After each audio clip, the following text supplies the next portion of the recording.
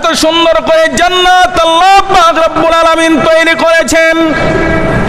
সাহাবীরা ডাক দিয়ে বলেন, ইয়া রাসূলুল্লাহ, ইয়া হাবিবাল্লাহ, নবী গো, এই জান্নাতের মধ্যে কারা প্রবেশ করবে?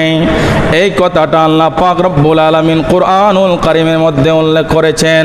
সূরার নাম হলো সূরাতুল আল ইমরান, আয়াত সংখ্যা হলো 133 নং। আল্লাহ পাক রব্বুল আলামিন বলেন, ওয়াসারিউ ইলা মাগফিরাতিম মির রাব্বিকুম ওয়া জান্নাতিন আরদুহাস সামাওয়াতু ওয়াল আরদু উইদ্দাত লিল মুত্তাকিন। চিৎকার মেরে বলি সুবহানাল্লাহ। মুসলমান, আল্লাহর দেওয়া জবানটাকে খুলে বলুন, কোরআনের আয়াত সত্য না মিথ্যা? জোরে বলুন, সত্য না মিথ্যা?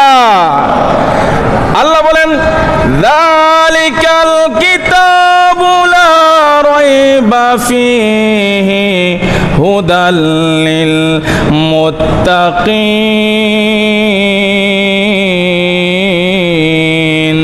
আল্লাহ বলেন, এটা এমন একটা কিতাব যেই কিতাবের মধ্যে কোনো ভুল নাই, কোনো সন্দেহ নাই। চিৎকার মেরে বলি সুবহানাল্লাহ। আল্লাহ পাক রব্বুল আলামিন বলেন, ওয়াসারিউ ইলা মাগফিরাতিম মির রাব্বিকুম।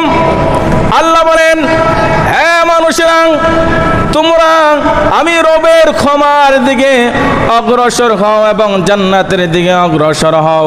সুবহানাল্লাহ বলবেন না? আল্লাহ কি বলতেছেন? হে আমার বান্দারা, তোমরা আমি আল্লাহর রবের ক্ষমার দিকে এবং জান্নাতের দিকে অগ্রসর হও, দাবিত হও। আল্লাহু আকবার বলেন। আল্লাহ বলেন, ওয়াসারিউ ইলা মাগফিরাতিম মির রাব্বিকুম। আমার বান্দারা, তোমরা আমি আল্লাহর ক্ষমার দিকে, আমি আল্লাহর জান্নাতের দিকে দাবিত হও, অগ্রসর হও। জান্নাতটা কি? ওয়া জান্নাতিন আরদুহাস সামাওয়াতু ওয়াল আরদু। এই জান্নাতটা হলো আসমান এবং জমিনের চাইতে প্রশস্ত, বড়। চিৎকার মেরে বলি সুবহানাল্লাহ।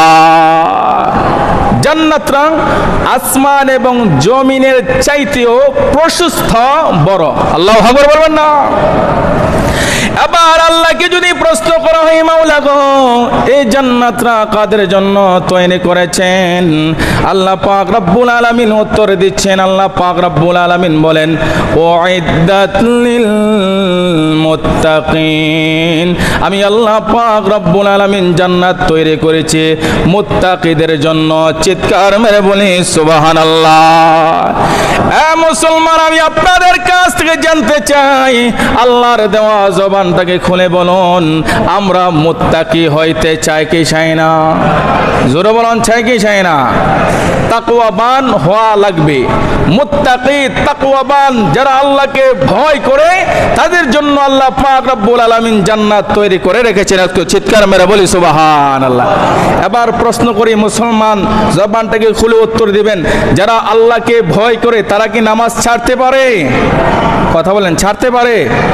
রোজা ছাড়তে পারে? হজের সামর্থ্যবান হইলে হজ ছাড়তে পারে না। প্রকৃত পক্ষে আল্লাহকে যারা ভয় করবে তারা কোনোদিন নামাজ ছাড়তে পারে নাই, কোনোদিন রোজা ছাড়তে পারে নাই, কোনোদিন হালাল ছাড়তে পারে নাই, কোনোদিন ভালো কাজগুলি ছাড়তে পারে নাই। এই জন্য আল্লাহ বলেন, উইদ্দাত লিল মুত্তাকিন। আমি আল্লাহ পাক রব্বুল আলামিন জান্নাত তৈরি করেছি, জান্নাত তাদেরকে দিব যারা মুত্তাকি। একটু চিৎকার মেরে বলি সুবহানাল্লাহ। মুত্তাকি হওয়ার জন্য আল্লাহর ভয় ভীতি অন্তরে ঢুকাইতে হবে।